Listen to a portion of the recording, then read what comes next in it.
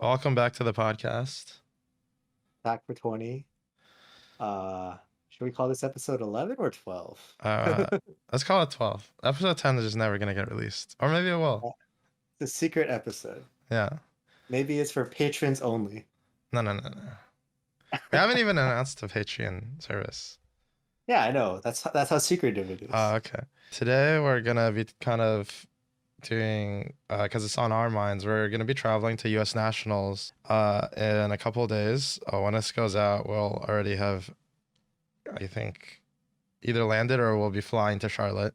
So we're gonna talk Classic Constructed. I think we've talked enough about draft. And honestly, I don't really know if we've learned anything new Yeah. about draft, or we don't really have too much. There is one topic that I want to talk about draft wise for people who are heading into U.S. nationals.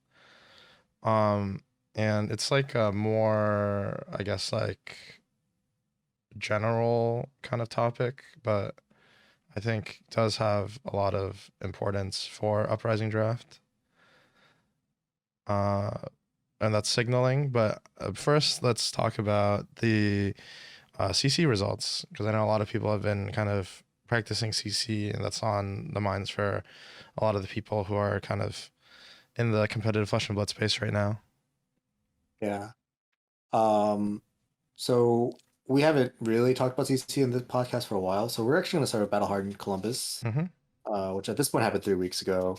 That was won by an Ultim. The top eight uh, had Ultim times two. Yeah, two Ultims, two Dromice.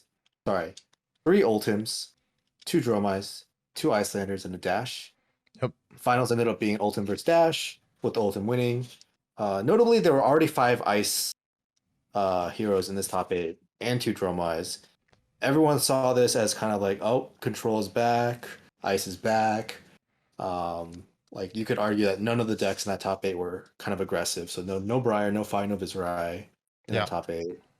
Dash was only the only deck in that top eight that like uh reliably can kind of do go again, I guess. Dromite kind of the same, but like, not with attack actions typically. Mm-hmm. Um that was an interesting top eight.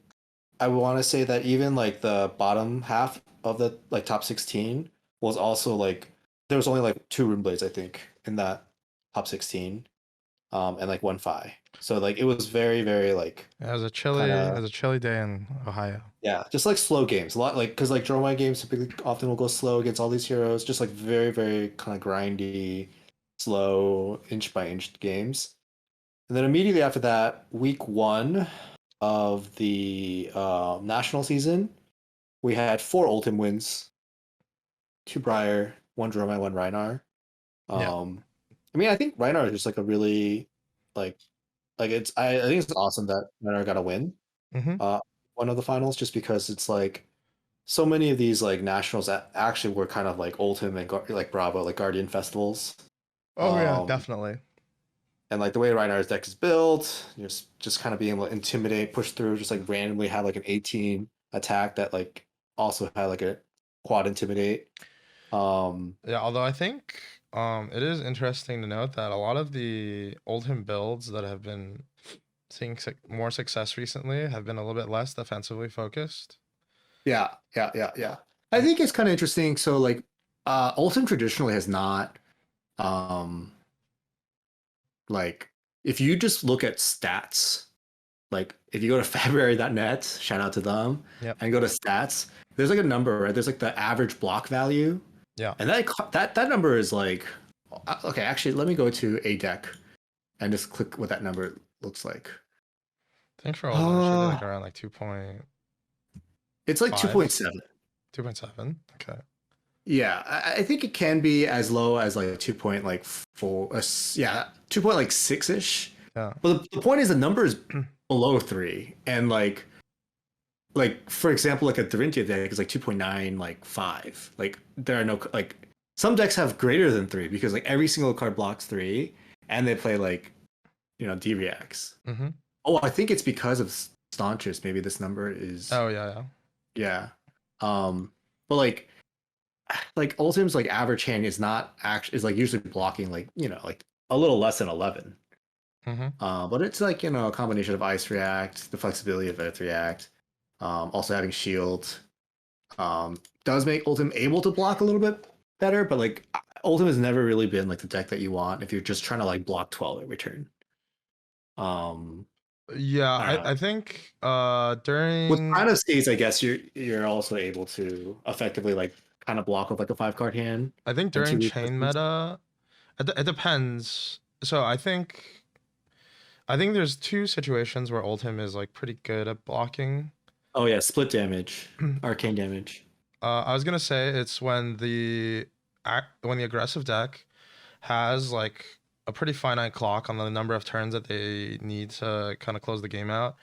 So like Chain pretty much has to close the game out within like 10 turns, I would say, or they're just gonna run out of Yeah, deck. yeah. Um, so then you don't get into like the situation where as an Oldhim player you just like run out of 3 blocks. And I would Yeah. say like the other situation that Oldhim is like pretty good at blocking is when the other deck um doesn't have like a winning end game. So that means that let's say like if you're playing into I don't know like Dorinthia, right? Dorinthia's weapon kind of like attacks for 3. So if you're playing against a Dorinthia and she's just like attacking you for 3, like you could like Rampart, Crown of Seeds, Earth React, like block out all the damage and then not spend any cards. So there's like two kind of things that you need to Yeah. Yeah. those two areas I think are where Oldhim is actually good at blocking. And split damage. Yeah, yeah, He's like and very Oldhim is efficient really good at kind blocking of the split. speeds and like arcane barrier Yeah, one. yeah, yeah. Viserai is actually like the kind of prototypical. Viserai just like does not have like end game Yeah, an end yeah. game plan. Like the best they can do, like when he's out of like cards to throw, is make a rune chant attack for 2. Yeah, yeah. Which is like almost perfectly blocked Yeah, yeah, exactly. by Crown of Seas, Blue, and a Rampart. Um, okay, so yeah, week one, 4 Ultim wins, 2 Briar wins. Let's just talk about big picture. It's like what's won, and then like we'll talk a little nitty gritty. I think the deepest we'll go is basically the finals for most of the nationals, and then just for like the big events, so like Australia, France, and UK. We'll talk a little bit about top 8, Mm-hmm. and then we'll just kind of talk about like our overall thoughts on all this like data because this is a lot of data. And I think that's a really cool part about nationals is and I think LSS has been doing a good job with both updating deck lists, updating who's winning what, and just like the top 8 breakdowns and just like everything. Like it's really nice to have this data. I don't think that it like helps solve the meta like super quickly or anything. Like I don't think there's downside to this basically. But anyways, week 2 we have what 4, 5, 6, 7, 8, 9 nationals. And the spread is a little bit more diverse. So 3 Ultim wins, and Mm-hmm. then a single win by Dash, Dorinthia, Viserai, Iyslander, Bravo, and Phi. Yep. So yeah, like that's like what 7, what am I 7 different heroes? The two largest events were UK and Canada. All right. Yeah, yeah, So UK won by Phi, Canada won by Oldhim. yeah, yeah. Um, yeah. So overall, that means for the national season, in case you haven't been keeping track, that's 7 wins by Ultim, 3 wins by Briar. Is that even true? That might be a false statement because yeah, sorry, 7 wins by Briar. I just missed saying that Briar won in week 2. And then a single win by like a long laundry list of heroes that you've heard already. Dromai, Reinhardt. Briar didn't win 7 times. No, 3 wins by Briar. Did I say 7? Yeah. Okay, sorry. 7 wins by Ultim, 3 by Briar, and then a single win by Dromai, Reinhardt, Dash, Dorinthia, Viserai, Iyslander, Bravo, and Phi. So I guess to kind of visualize that, that's like at this point basically every hero outside of the Rangers, Kano, um, there's 2 others. Bolton. Bolton. Yeah, no Bolton, no Katsu. Yeah. Yeah, no both no Katsu. So almost everyone has got a slice of the pie except for those heroes. Yeah. Um, Great. So that's kind of like the overall. Oh, and another fun, interesting number is heroes that have made the finals is actually kind of looks similar to the heroes that have won a national. So that's the heroes that have just lost in the finals. 6 times that's been an Ultim. 2 times it's been Viserai. 2 times Dash. 2 times Bravo, and 2 times Dorinthia. And then a single 10 time it's been Rhinar, Ice Center, Dromai, or Phi. So basically very similar to the heroes that have won nationals, except Briar has never made the finals and lost. Always made the finals and won. And yeah, so it's interesting. Some numbers. I think it's. I think if you're just looking at these numbers and you kind of hold most of the nationals to all be kind of like of equal weight, which I will tell you that I don't think that. But if you did, I think you can reasonably say that one Ultim is relatively favored, or has just like overall a very strong pick just from the numbers.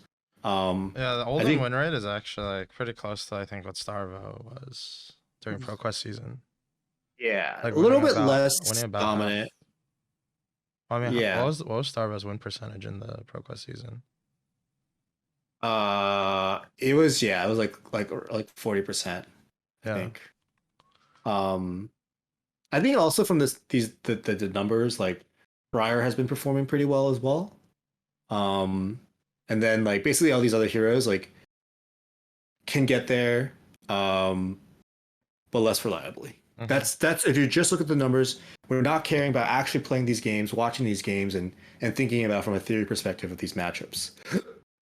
Um, Now to like talk about some of our thoughts. So I think one of the things that is really interesting for me is all the times that Briar has won in a top 8 situation, it was never against an Ultim. I don't know. To me, that was just kind of interesting. Hmm. Um, and in fact, like, oh shoot, I lied. Old Briar has lost in the finals once, and that was against Ultim. That was Yes. actually our friends. Yes, the Croatian boys. Yeah, yeah. Um, and also Ultim ends up like the matchups that Ultim ends up going against when I was looking at the top 8, besides the mirror, of course. I feel like all these matchups are like kind of like I don't know which matchups honestly like Ultim is like really unfavored in. Maybe like Dromai, but most of the matchups just felt like I would have expected Ultim to have probably won that type of deal, you know. Hmm. I will say that the Ultim versus Reiner in Canada, like Tarek's game, was like big surprise to me. Like I did not expect that to be what it looked like. There was like a turn where the Reiner held a Blood Rush Bellow Yeah.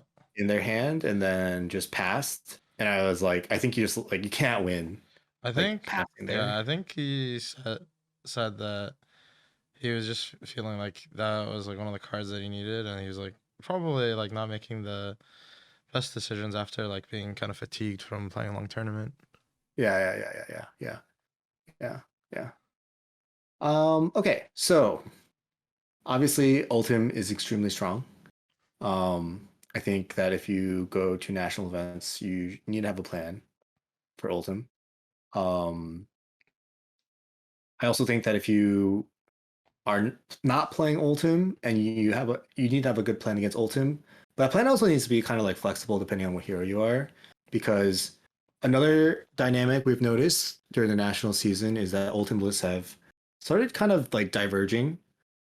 It started with Ryan Rich, who won Battle Hardened top 8, Battle Hardened Columbus with Ultim. Like his version, I'm starting to dub like a little bit more higher elemental count. Yeah. So it's playing like Yellow Autumn's Touch. It was playing Yellow Earthward Surge. I believe it's had like 11 Earth cards, and then the Ice count was actually pretty high as well. I think it was 16 or 17. Hmm. So that's not including Pulse. So like the numbers were like 17 and like 12 or something like that. Almost half the deck. That's like 29 cards, or I guess 27 cards because you're counting Pulse twice. But yeah, if you're presenting 60 and like almost half your deck is Elemental, the chances of fusing an Oakenwald on the first cycle are like a lot higher. Yep. And so that's definitely like a style of Ultim that I think to me that's like I consider that almost like more traditional Ultim. But the list that Tarek won in Canada, it's playing less elemental cards and a lot like he's playing every single possible 6 cost blue. Yeah. Um and also Macho Grande. Every single possible 8 power blue. Yeah, I mean, it just looks like a Um Brava deck, like Brava Showstopper deck. yeah, it's getting closer and closer to these to Bravo Showstopper, but still retaining some ice, a sprinkling of earth, Yeah. and still has the Oakenold package. So I think that if you're kind of like planning on having a plan against Oldhim, you do need to know that there are these two styles out there. Like I think the Oakenold, sorry, the Elemental style, like they're going to likely try to Oakenold you on the first cycle, and you can really punish that if you have if you have the ability to play D-Reacts, even like a Sink Below in your arsenal, just kind of they took an extra bit of damage to do this Oakenold that's a little bit card inefficient if they're not using Pulse, and you just give them like maybe a 2 block from your hand on armor, and then a 3 block from hand. That's 9. Like it's not easy. It's not hard to get to 9. It's a lot less oppressive than 11 go again. Yeah, yeah. Um, but the more Taric style, Bravo style decks, like I don't think like it's just not reliably going to be able to fuse an Oakenold on the first cycle. Yeah, I think And I they're feel just like trying to push like more efficient turns overall, playing the go or Tar- get attacks as well, yeah, Zealous and Rouse, yeah. yeah, Tarek was also playing 6 copies of like the 6 for 10s. Hmm. So Hmm. you just like always like 2 cards plus that is always gonna give you 10. Yeah, and then you block of a card, so you're hitting that magical 13 life swing per turn. Because that is a problem of Ultim actually. And Like it's sometimes you very got hard to like use the 4 cards in your hand to do better than like 12 life point swing, right? yeah. So totally makes sense on why those cards are in the deck.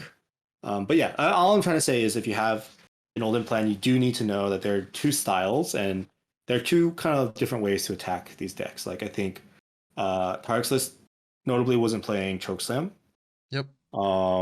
He also wasn't playing Ice Shield, which I think is pretty useful, like against like every single deck that's trying to just like aggress you. So like there are some compromises or considerations made there, and like a good way to attack a style deck like that is just to have like almost no D-Racks, just like like have more consistency in your deck, be a lot more aggressive, Yeah, and it's just be able to push pretty damage. interesting that I had a conversation with D Rude after he made top 8, and then I Yeah, asked him how his matchup against Tarek went, yeah, and he said that Tarek's I think Tarek and Isaac worked on the deck together, and maybe or they had like similar game plans. yeah, And so I guess against like the version of Phi that D-Rude was playing, he said that he found it hard to get over the top of just like blocking with Rampart plus ice reacting with Crown of Seeds every turn.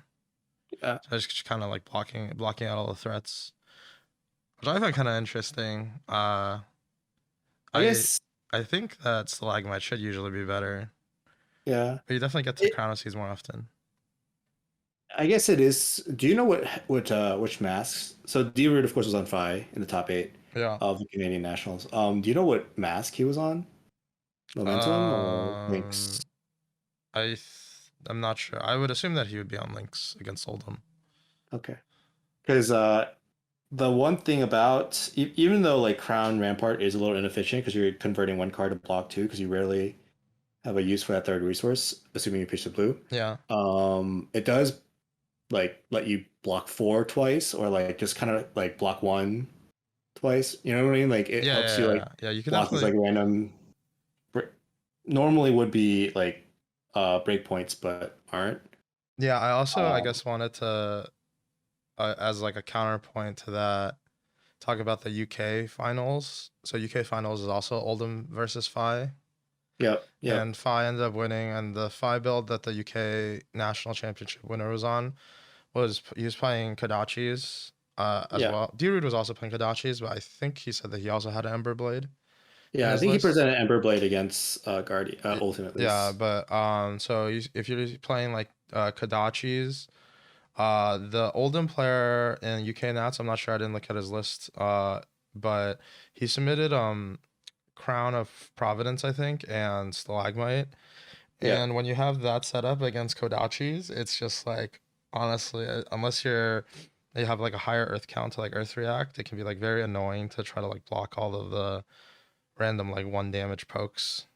Yeah, I think that's so funny because like it's almost like Crown of Seas Rampart would have been a little bit better against Kodachis, but I do think that like Stalagmite Crown of Providence on the other hand might be a little bit better against Ember Blade. So it's kind of funny that that ended up happening. Yeah, yeah, yeah. Although Tarek still ended up, I know that we know that he beat D-Rude in that Yeah. matchup.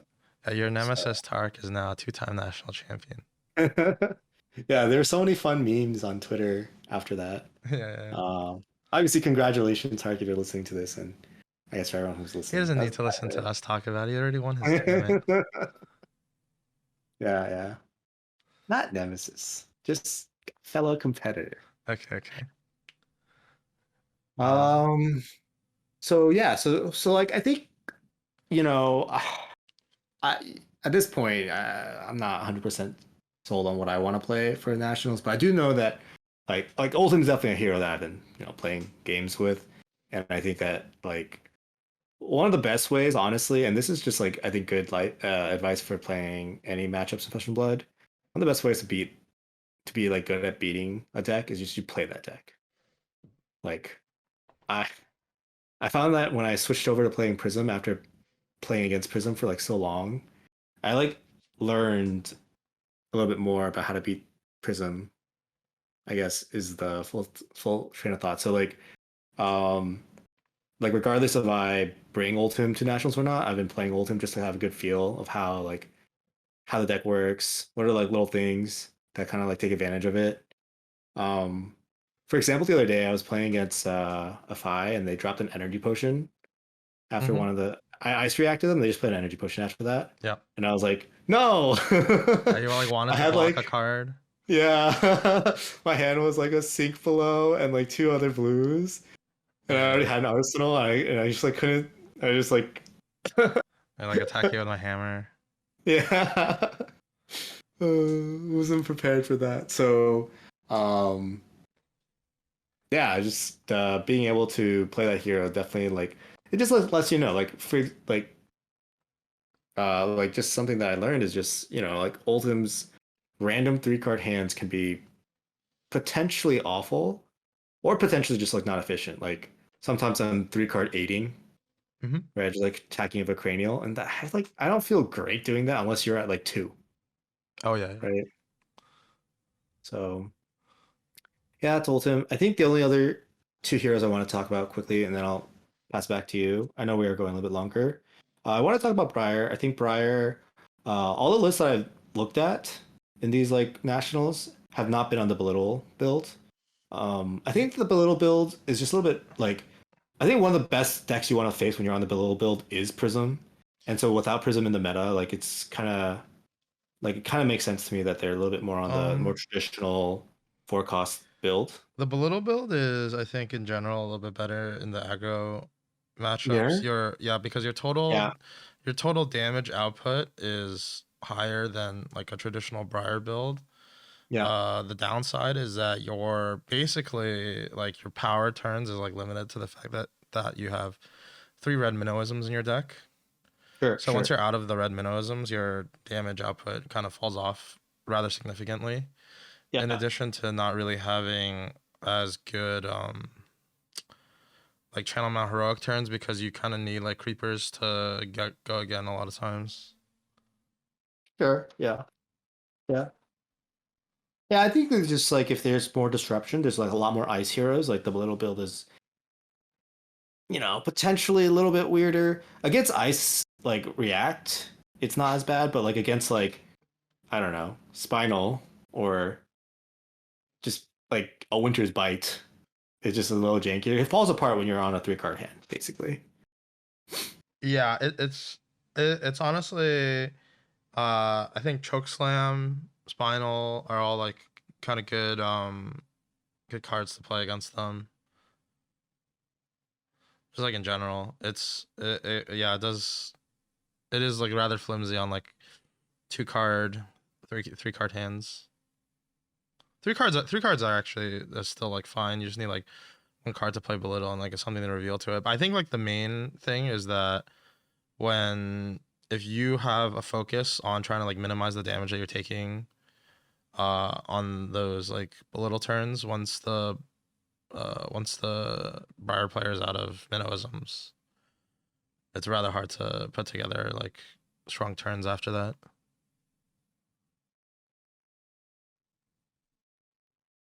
Yeah. So my thoughts on Briar are kind of actually similar to before the Pro Tour. And I can't remember if it was you that asked me or if we maybe even talked about it on the podcast. But the thought was like, are there any heroes to just like have like a almost like a 50-50 into everybody? Mm-hmm. And I kind of felt like it was Briar at the time, and I kind of still feel that way. Um, it's just like the way that Briar's built, like it's very easy to get 0 for 4, to like just make a card 0 for 4. Yeah. She has like some natural ability to get some like extra go agains.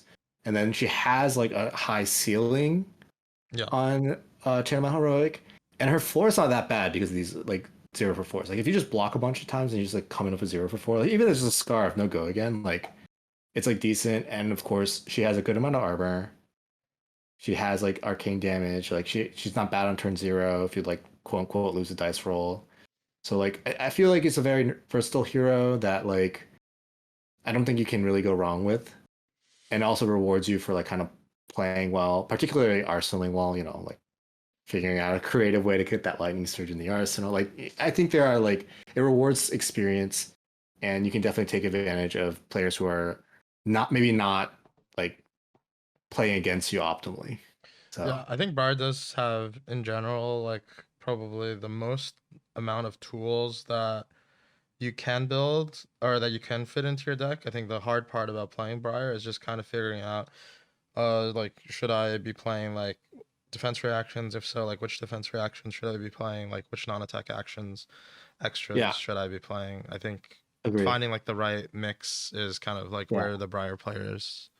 Yeah. And even now, like poppers are still a thing, right? Even like how many poppers you want to play. I think these are all like really important. Yeah, I think for Briar kind of his hoppers are a little bit more important than I think for Viserai or for Fi because it's in general like a little bit harder to profitably Oh yeah, kill Kill Dragons. dragons. Yeah. Marvin Skies is so good. You just got Marvin Skies. Yeah, exactly. Yeah, and I guess the last hero I like will want to talk about is actually Dash. So um I think I can't help but just enjoy looking at the Dash list that made top 8 at Canada. Oh For those yeah. who don't know, this is the list that basically it's like Turtle Dash to like the max. It's playing a lot of D reacts, playing Oasis, it's playing Sigil Solace, it's playing Healing Balm, two of. It's also playing what's the other heal? It's a Sun Kiss, two of. And it does this deck is never playing Techno Pounder, it's never boosting, it's playing Blue Sift. Do you Like know? there's one goal, it's to get the items out and just like have a weapon that's even better than Anathos. Do you know who Dash Yeah. lost to in quarters? Oh no. Oh, I thought you knew this. So, unfortunately, there was a deck registration error, and so Uh, there it was a match loss, not a DQ. I don't I, know if that makes sense. what was the Dash supposed to play against? Was supposed to play against an Icelander. Okay. That's a unfortunate situation. I did not Yeah, know so that was that.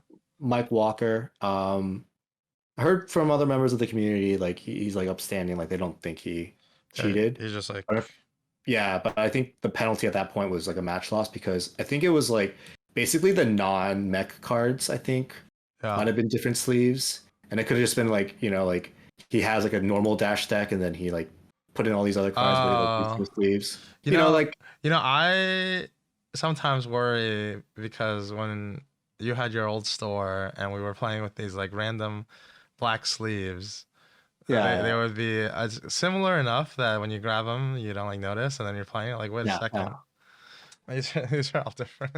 yeah. I know. I remember what you're talking about. So I wish we could have seen that deck in action because that deck brings me joy, and I think it doesn't bring a lot of people joy. But I just thought it was just so funny, right? Like his take on the meta was like these decks are so slow and they're Yeah, trying to do all these like weird things. I just want to assemble like my bazooka.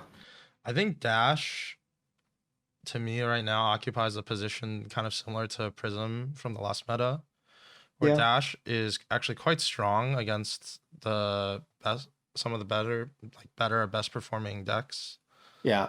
but is rather weak to certain matchups. I think in particular Briar Hmm. Dash is has like the hardest time trying to uh outvalue the Briar player, especially if you're on like a pistol build, just like the amount of time that you need the game to last in order Yeah, for yeah. you to like put down enough items to make the game in your favor is I think a little bit too long.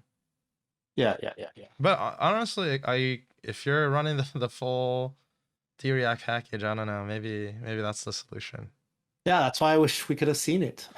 Yeah. um, yeah, so I don't know if we've talked about CC enough, so please kind of give us some feedback. It's kind of hard to talk too in depth because there's just like information overload. But we just did want to give our thoughts on some of these things. I think executive summary, you need to have a plan. You should have a plan for every matchup, but particularly you should have a plan for Ultim and Briar. Yep. And in my opinion, you should also have a plan for Iyslander and Dromai because those two heroes just operate on like a different axis.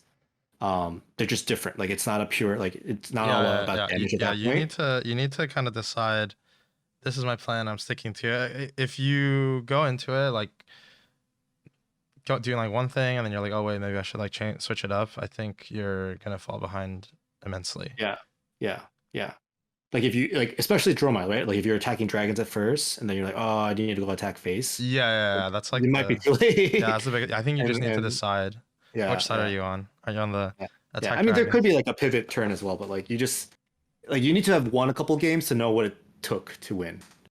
Um, and I think that the smaller the nationals you're going to, the more like actually no, this is something I'm just saying that you said this, but I wrote it down in the notes. So the smaller the tournament you're going to, the more likely if you have like kind of like a niche deck, a deck that's not Ultim, for example, but you're like really comfortable, you've had a lot of reps with it, the more likely you'll be able to kind of avoid the bad matchups, especially if your bad matchup is Ultim. Um, and the more likely you'll be able to kind of just like do well, make at least claw your way into the top eight, which is my goal. Like I never want to like winning is a lot harder, but kind of sneaking into the top eight is always my goal. So If you're playing in Australia Nats, you always just have to dodge 4 Oldhams. yes, yes, yes. The Australian Nats was great. We didn't talk about the top eights for any of these. I ended up not even talking about the finals too much, but first top eight I've ever seen that had 5 wizards in it, Yeah, 4 Icelanders and a Kano. That's just kind of crazy. ah, that's where Flesh and Blood was born. Or I guess the neighboring country to where Flesh and Blood was born. Yeah, So it's not a surprise. you're gonna offend some Kiwis. Yeah, yeah.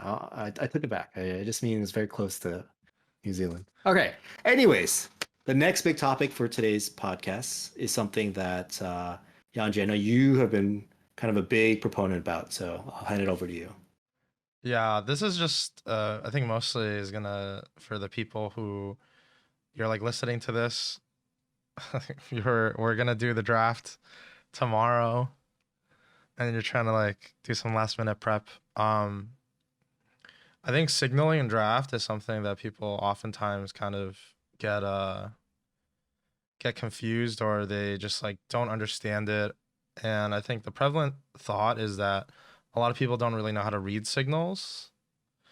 But I think the problem is honestly like twofold is that people also don't really know how to like send good signals either.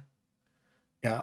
In addition to reading signals. So we spend a lot of time talking about the pack breakdown. So it is true that like you need to have like a basic understanding of what the pack breakdown is in order to kind of to read signals at all. Otherwise, like the person might not really know like what's going on. But I think that the reason why I wanted to talk about this is just because a lot of times I hear stories like, oh, like people getting up like frustrated. It's like, oh, I passed this guy, all these like good Icelander cards. How come he didn't go into Icelander or this or that? Mhm. And to just kind of like go into like what exactly is like the other person kind of looking at. So I think a part of it is a little bit of like human psychology as well.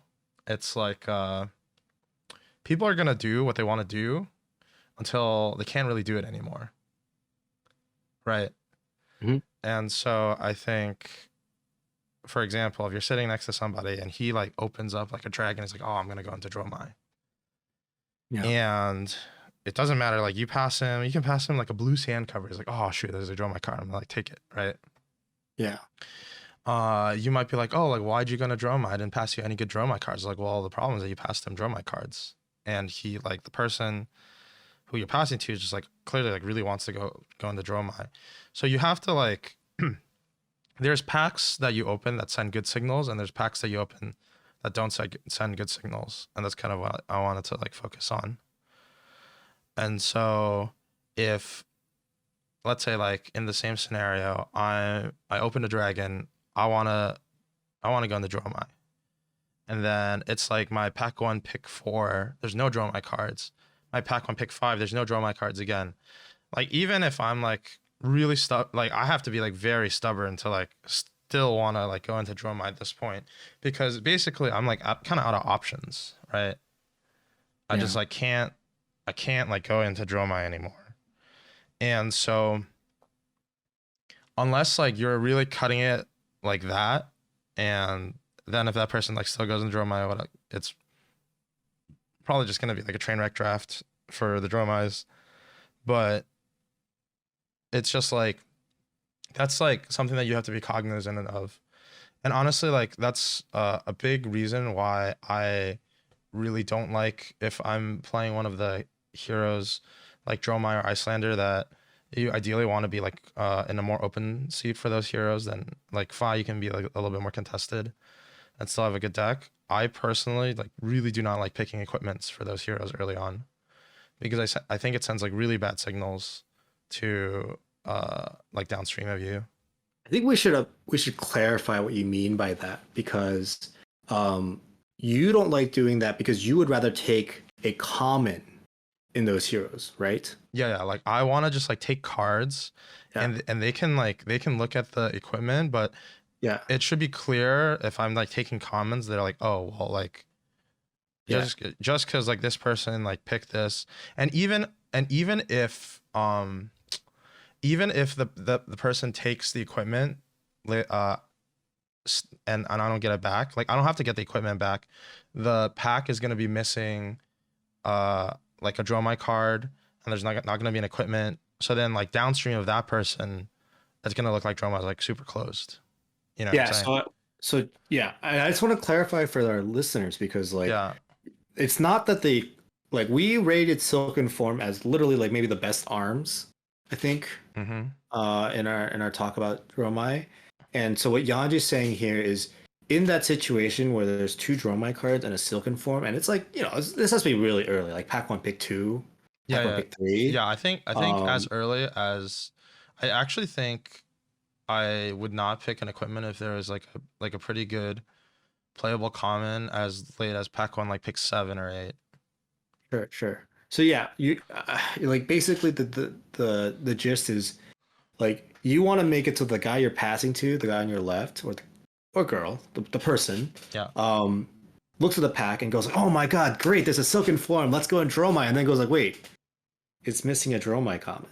Mm-hmm. Like, like you, that is a very clear signal. If you take the Silken Form and you pass the two Dromai commons, that is clear. Yeah, In or fact, there is no signal most of the time. yeah, but or it'll be like there's like one like pretty good like Dromai. Let's say like there's like a red dust up and a Silken form Yeah, left in the yeah, yeah. pack. I'll take the red dust up and just like pass the Silken form, because the thing is like even if it even if like the person to my left then takes the Silken form, for like whatever reason, they're like essentially not gonna get like any Dromai cards after that point. And Yeah. everybody to the left of that person who took the Silken form should just see like packs with with like no Dromai cards. Like it's more than just like a one person like kind of thing. Like it's you have to kind of like think about like how each pick and like how the remaining pack looks like for like everybody down the line. If that makes sense. Yeah, yeah. No, it makes sense to me. I just wanted to make sure. Yeah, yeah. Um, And then the other thing that I think people that I see that people kind of get wrong a lot of the times is when you get like a really good signal kind of late in the pack. So like let's say it's your pick like 6 or pick 7, right? And you get past the pack and there's like a red Aether Ice Vein and a blue whatever, like a blue Aether Hail in that pack, right? And basically this pack is like screaming. It's like there's either like only one other Icelander or like no Icelanders at the table. Like you should be pivoting, right?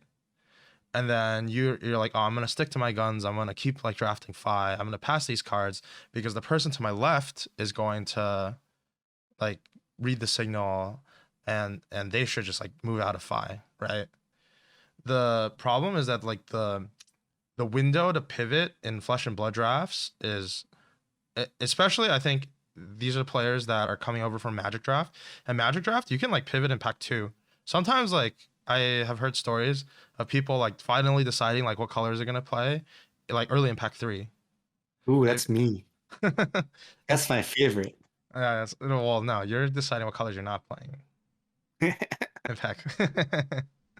uh and it's just like the actual like you have to think about it this way. Each pack of Flesh and Blood has 13 playable cards for your deck and then one equipment, at least for Uprising, right? Yeah. So you have access to, and then you have 42 total picks. Like if you are passing to somebody and then they get like a signal like pack 1 pick like 7 or 8, like they might not have like picked cards that let them stay open enough to like pivot at this point. If they pick like 5 cards and like 2 draconic cards and then they see a pack or they see that pack with like the double Icelander like you should pick me cards, they can't switch. Like it's just like really hard for them to switch at that point. Yeah, like they might already be on the bobble track. Yeah, if they yeah. switch. Yeah, exactly. Like they like you can only be flexible for like so long. And so when you're trying to kind of like signal other people into like drafting a certain hero, it has to be like early enough in the draft for them to like want to do it. Like there's a balancing act for the other person to consider like, am I going to end up with a better deck if I switch now versus not switching now? I have to say that one of the most enjoyable things for me is when I get a pack 1 pick 2 and it's missing a common and I can tell which common it was.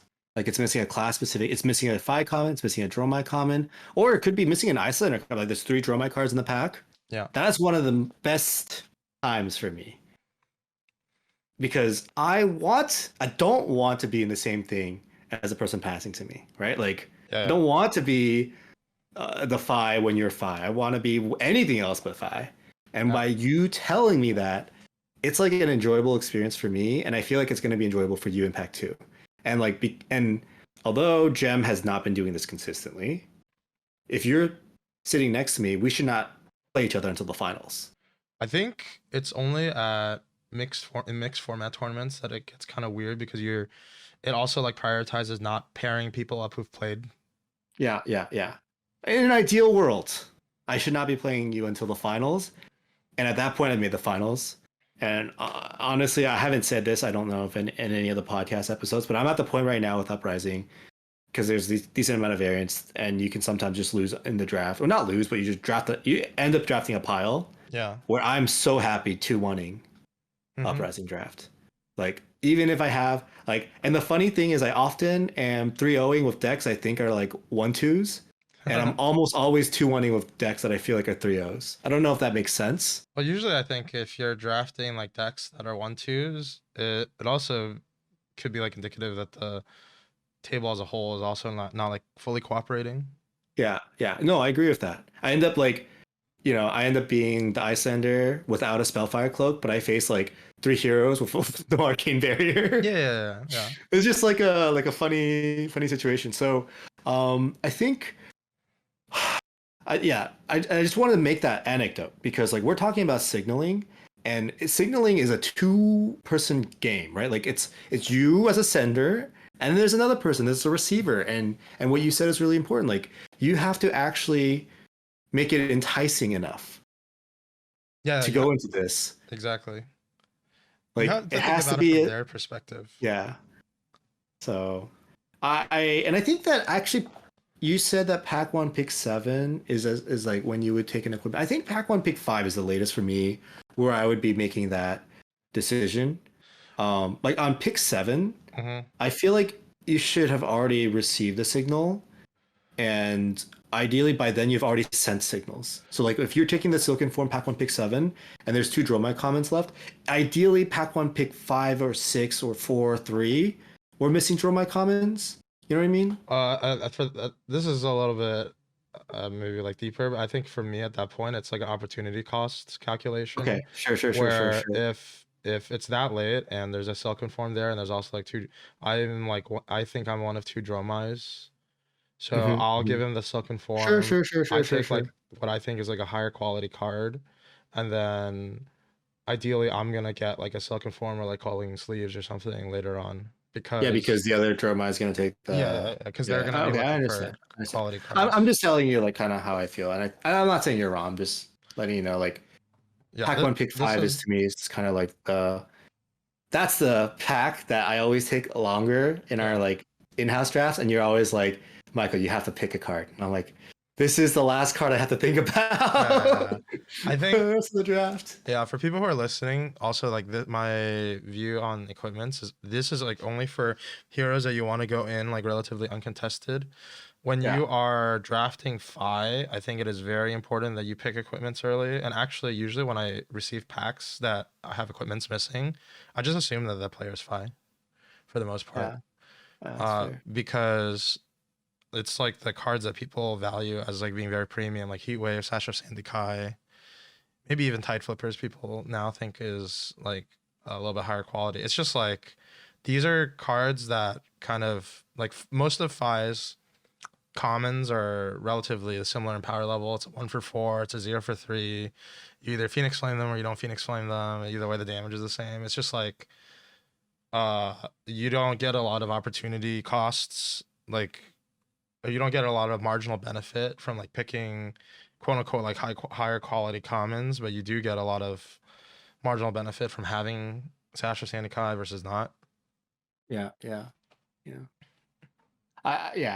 Yeah. And this is just all like these are just like making as many educated guesses as possible when you're receiving signals. And the better you are at, I sometimes just call it like almost brute forcing it.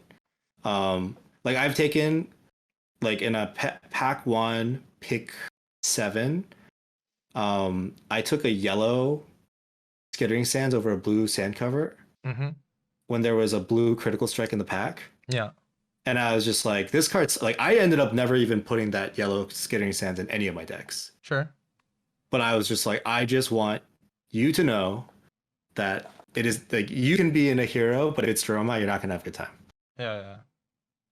So like, and I think like after drafting at least Uprising a bunch, one of the biggest things that makes me happy is when the person I'm passing to feels like so happy. They're like so smug. They look at me and go like, "I knew that you were on drama. Am I right?" And I'm just like, I just want them to feel that satisfaction. I want them to feel like a genius. Like I knew that I could tell. I'm so smart. Yes. Like the more confident they are, the more I know I have succeeded. Do you know what I Oh, mean? they're just really smug and completely incorrect. No, like I've had this happen at RPs. Like lately, I just like I make it very clear what I am, Yeah. and then after the draft, they try to like impress me. Yeah. You know what I mean? Like I knew you were on Droma. I'm like, you got it. Bingo. 100% correct. Yeah. The other half of the signals topic that I just wanted to go over, maybe this is like a little bit less, we don't have to go into as much detail, is how you like kind of receive the signals.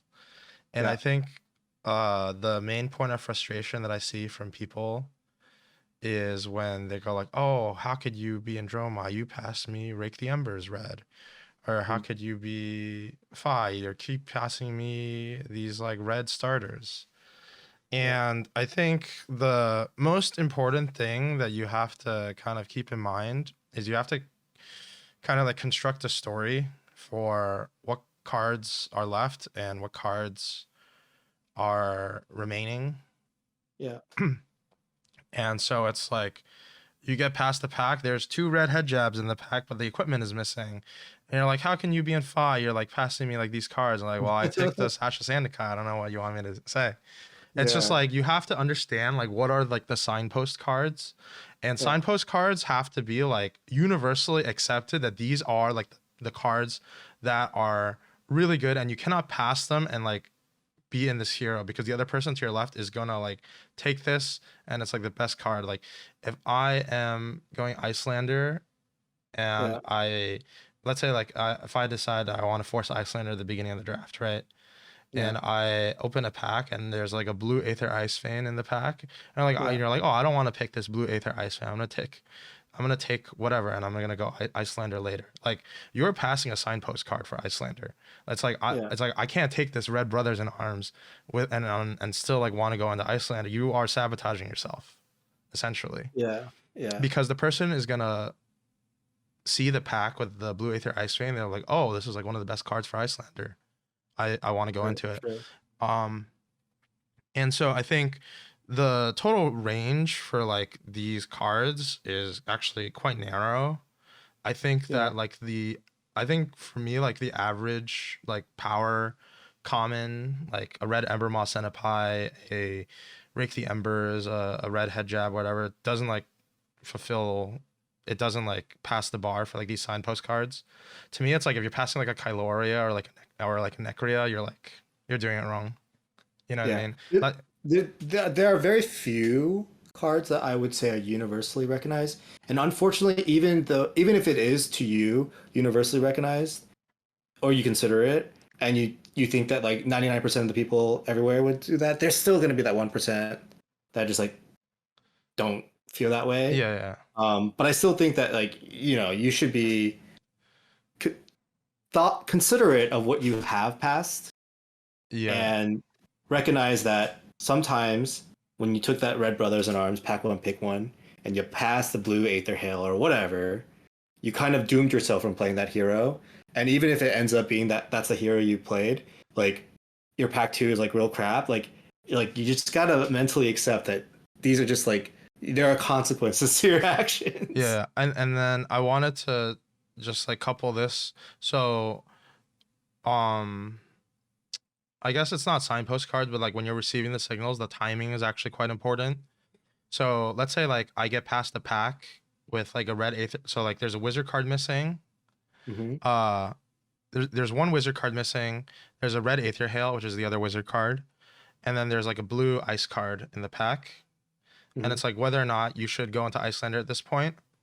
So Mm-hmm. if it's like pack one, pick three, and I get this pack, I do not want to go Yeah, into Icelander. And the fair. reason why I don't want to go into Icelander is because even though red Aether Hail or like a blue Cold Snap are both like really quality cards for Icelander, Yeah, the person, like one person within 2 seats from me, took a card that they think is even better, right? yeah, And it doesn't even matter if it is better or not. They could have taken like I don't know, like a yellow ice bolt. It doesn't matter. yeah, Because they're gonna be like directly next to you and funneling, and you at best have one pack that you get first dibs on, and all the yeah, other and all the other packs you're gonna get second dibs in pack three, and in pack one you're just gonna get like second dibs on everything. yeah, And but this story changes like massively if it's like pack one, pick five, and you get that pack, and there's a wizard card missing and a red Aether Hail and a blue Cold Snap. You're like, wait a second, like maybe like half of the table and like one person picked like Icelander card, maybe I should take it, right? Yeah, Then yeah. you're like maybe like cross like the other Icelander, especially if you haven't noticed like wizard cards like being taken that much. If it's like pack one, pick seven, and you're seeing this pack, like you should definitely be going to Icelander because you're actually probably in the best Icelander seat at this point Yeah, because yeah. you're just gonna like insert yourself like ahead of like the other Icelander who's at the Yeah, table I mean, probably. I think you're one example, although good. It could be that that person's actually the person who's passing to you. So it actually depends on what you've seen in the first six packs. But like, yeah, like the timing definitely matters. Yeah. But I think signaling is like a narrative as well. Like it's not just you cannot read the full signal from one pack. You're like telling a story to the guy you're Right. passing Right. to and listening to a story that the guy who's passing to you is trying to tell. And like there are, people do take like a draw my common pack one pick one and then a 5 card pack one pick two and then end up in Icelander. Like that is something that potentially can happen. Hmm. And you'll find out because like, pack one, you'll notice that the draw my common's missing. Next pack there's a 5 common missing, but nothing else. And then like 2 packs in a row there'll be an Icelander card missing. Yeah. And like by pick 6, you should kind of get a feel, oh shoot. Although if you do that, you have to understand what the guy passing to you is thinking, right? Like if you take a draw my card first pack and then a 5 card, like you're sending a mixed signal. You're not achieving what I'm saying at the end of pack 3, where the guy you're passing to confidently tries to impress you or tries to just like say, "I got you. You must be on Actually, insert hero." I find those situations to be like quite nice as the person who's like receiving it because what's usually going on is the people who are like passing into them are like cutting somewhat like their original hero pick. Yeah, yeah, And so you can actually maybe like go into if you like stayed open enough, you yeah. can go into like the original hero that you knew they were like cutting because that's gonna be like relatively open for like half the table. Yeah, it depends. Like, but like I had that very specific scenario where the first pack I had was missing a draw my card, Yeah. and the next pack had 2 draw my cards and it was missing a 5 card, Yeah. and the next pack was missing an eye center card, and I was like, what is going like the generic everything was there basically. Like I just felt like that person just kind of took one of each. That's what I did to Joe at the battle hard end. I just like I like passed him the goods for Dromai and I just like hard swapped into Dromai because it was just like so open. Yeah. No, that person ended up being Fi. Yeah. I think they took like a red rake, they took a red rising resentment, and then they took a blue Aether Tail. Uh-huh. And then the next pack was I think it was missing an ice. I ended up being Dromai. The next pack was missing like an Icelander card or something, and they're like, I don't want to be Icelander. They took a 5 card, and so for me, I thought I was screwed because I took a Dromai card pack one. Yeah. And me next pack, I'm like, oh no. No. And then I think I took a generic that pack. Yeah. The next pack was missing a 5. I'm like, what? I had like a yellow Doombreaker, and I was like, whatever. I'm taking this. Just hope. Yeah. And the next time I was missing an Ice Center card, I don't care anymore. And then like 2 picks down the road, there was a Chroma, and I'm like, all right, we're good. We're home free. Yeah. The story you have told me, you have told me enough. Yeah. I can predict the ending. Yeah. Yeah, so I guess it's like a little bit all over the place, this topic. It's a quite complicated concept to, I think, understand in full. Yeah. So I think like there are a couple of heuristics almost I want to say. Signaling I think is very important for Uprising. Yeah. At the very least, you have to be cognizant of them. I think in general for Flesh and Blood Draft, it is very important because how tight the picks are. Yeah. Signaling is more effective the earlier you do it. Yes. That's just how it's just gonna like. So I have an interesting anecdote about this. I remember telling someone that one of my favorite things is pack one pick oneing a red Brothers in Arms. Yeah. And I'm not like sad doing it still. Yeah. But now one of my favorite things is just taking a really good common that also signals pack one pick one. Yeah. Actually, my favorite is if the pack opens really well for like one hero, I just take the best common in like a different hero.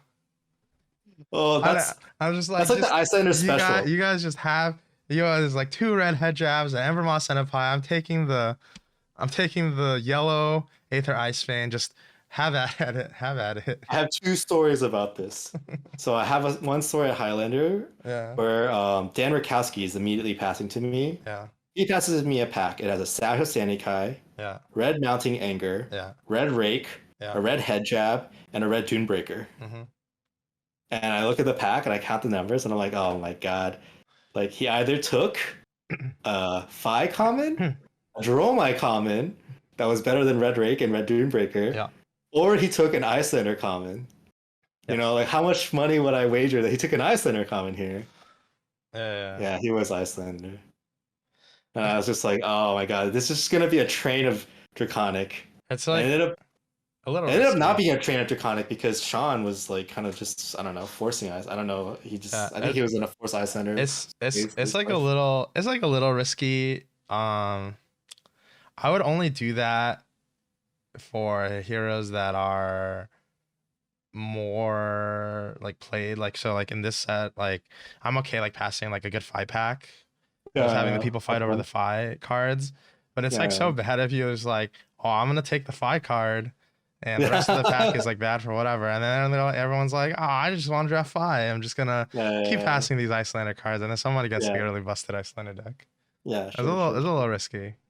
The other anecdote I have is remember that money draft we did after the Pro Tour 1 in New Oh yeah, Jersey? yeah. So, I'm drafting Oldhim and Tales of Aria. Yeah. The pack only has one Oldhim playable. There are no Earth cards, by Yeah. the way. There are no Earth cards. The only playable card for Oldhim, this is my pack 1 pick 5, is a yellow Emerging Avalanche, which I promptly cut the heck out of it. The pack has a red Lightning Surge, a red Entwined Lightning, a red Sigil of Suffering. Yep. I honestly don't remember what else besides those three cards, but those are three nuts cards. Yeah. And I pass it to Jack, who goes, "Oh, Sigil of Suffering is such a good card. I can't pass it." Takes it and continues to draft Oldhim. Dude, I think was I sitting across you that draft? Yeah, we played each other round 1. Yeah, dude, I got the red lightning surge. Oh my god, I was like, there's no way anyone in their right mind would say Oldhim. And I was like, Jack, what did you take in that pack? He's like, oh, I took the Sigil of Suffering. It's a really good card. I'm like, and then what did you take after that? It's like, oh, then I took the, the yellow like break ground that you passed me after that. And I'm like, what? You went back to Oldhim after seeing that pack? There were no playable cards. So basically, one of the reasons why I want to end on that, or kind of end on that story, I don't know if you have anything else, I don't have any. is you can try your best to signal, and Yeah. you know what? Sometimes it doesn't go your way. Yeah. But I think it's still good practice to try your best to signal. And I think you're gonna have a lot of situations, particularly in Pack 1, where I think that if you're drafting Uprising, it behooves you to just try to make it more clear to the person you're passing to what you're on. And a lot of that is just like maybe not like I think my example of taking a yellow skittering over a blue critical strike, which honestly had a much better chance of making my deck. Yeah. I like saying that example a lot because I really think I ended up 3-0ing that pod, by the way. Yep. I did this during my this is Pro Tour, what was it, France, wherever, Lille. I did that and I just felt like it helped me so much because the person I was passing to actually took a, I think they took a Chromai or a Kyloria pack 1 pick 1. Yeah. And they were on Dromai for like most of that first pack, and then they just went off of it because I just like pushed them out basically. I think if you Like they took the, I asked them what they took. They took the blue critical strike that pack. Yep. Because that was the first pack where they're like, oh, or that was like the third pack, honestly, where I took a Dromai common, where they're like, oh, dude, I really don't like, I don't want to take this blue sand cover. Like blue critical strike straight up was better. Yeah. Than blue sand cover in that pack. I kind of like gave them an out, and then like I just kept taking the Dromai commons after that, Yeah. and then they ended up having a 5 deck, and they went 2-1. Yeah, I think So- I think just like to talk about your example, I think the main takeaway I want people to have is that sending signals is less about having a person to the left of you, I think, figure out like what you are on, but more of kind of like goading them into like what you want them to be. So if that means that you want to goad them into getting out of your hero, or you want to goad them like here, like draft this hero and don't draft, you know Yeah. what I mean? Yeah. Like if it's not like it's not a battle of who can be the smartest and try to like tell everyone like, oh, I'm drafting this hero. It's like you want Yeah. to Yeah. Sure. influence them. Sure. Yeah. Yeah. Yeah. Yeah. You want to Yeah. influence their picks. Yeah. Yep. Yep. And you actually have a lot more influence than you think, but you just have to be very like smart about it, and you got to do it early. Yep. Agreed. Like pack one, pick 10. Where you're like, oh, there's 2 draw my cards. I'm taking one of them. It's a little bit too late at that point. Yeah. It doesn't really matter what you do at that point. They probably have already decided what they're Yeah, they're playing. locked in. Yeah. All right. Well, thanks for listening. If you have not left us a review, please leave us a review on Rate This Podcast /A420 podcast. I should we announce like you're taking a break from the podcast, Yeah. Yeah. and we're gonna have I originally read it kind of as a joke, but Fino is actually gonna join us at least for the next couple of episodes, while we look for a either like a permanent co-host, or maybe Fino will just do it. I'll just like convince him. Yeah. Yeah. Yeah. Yeah. So I'll still be around Yeah. until we find that person. If you're into podcasting or co-hosting and you're kind of interested, maybe just reach out to us. yeah, you're just you want to spend more time doing other things, right? Yeah, I'm kind of at that stage in life, Yep. Yep. but I still want to see this podcast going strong. All right. Thanks for listening, and until the next one, which hopefully is a recap of one of us or Fino top hitting or winning U.S. Nationals. Yes, hopefully. Until then, thank you guys for listening, and we'll see you on the next one.